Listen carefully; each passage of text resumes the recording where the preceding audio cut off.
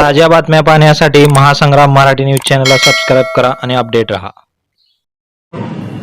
मी दोनच गोष्टी याच्यात सांगेन, खरं म्हणजे आता हे सगळं बोलायची वेळ नाही, पण दोनच गोष्टी सांगेन की समजा अजित पवार साहेब हे अशा प्रकारचं कुठल्याही एकत्रीकरणाची चर्चा जर करत होते तर ती कुठली चर्चा भाजपशी चर्चा केल्याशिवाय करतील का?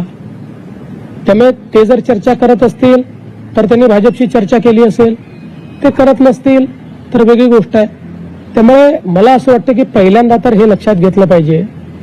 पुन्हा एकदा सांगतो, चर्चा करायची नाही करायची, विलिनीकरण करायचं, सर्वस्वी 100% राष्ट्रवादी काँग्रेस पक्षाचं डोमेन आहे।